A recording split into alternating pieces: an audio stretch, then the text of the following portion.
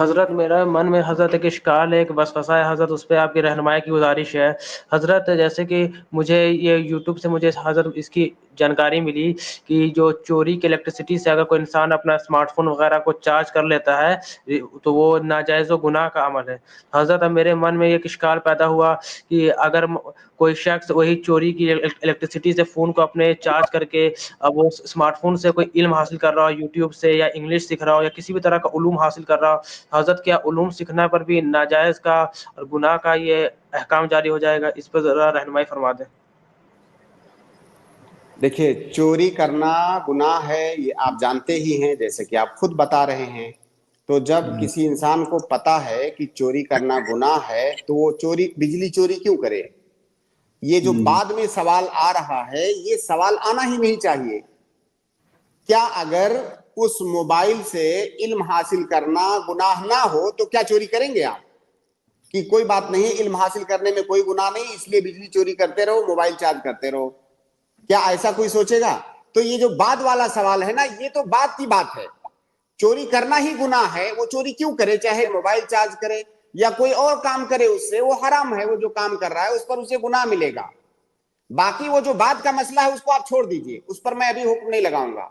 جو آدمی بجلی چوری کر رہا ہے اس سے کہیے کہ تم چوری کے مرتکب ہو رہے ہو، چوری کا جو گناہ ہے تمہیں ملے گا، پہلے اس سے باز آ جاؤ۔ جب اس سے باز آ جاؤ گے دوسرا جو سوال ہے وہ آئے گا ہی نہیں۔ جی بالکل حضرت، یہ مسئلہ ایسا حضرت کہ گھر میں ایسا نظام بن چکا ہے اور ہم لوگ ابھی ہم لوگ 17-18 سال کے ہیں، اس نظام کو بدل نہیں سکتے، اس لیے ہم لوگ بھی مجبور رہتے ہیں۔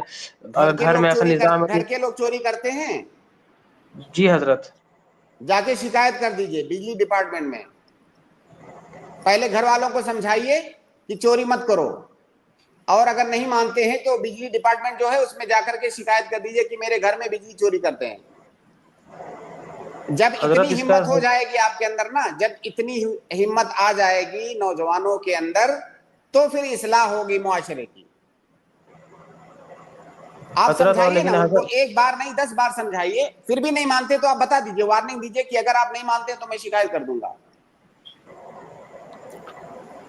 یہ حضرت میں کوشش کروں گا، لیکن حضرت اگر اب مجبوری ہے، اسٹوڈنٹ ہے، تب اس پر اگر مجبوراً گناہ کا ارتکاب کے بعد کرنا پڑ رہا ہے تو کیا کیا جائے اس پر؟ اصل میں دوسرے والے پوائنٹ پہ میں آنا نہیں چاہتا ہوں۔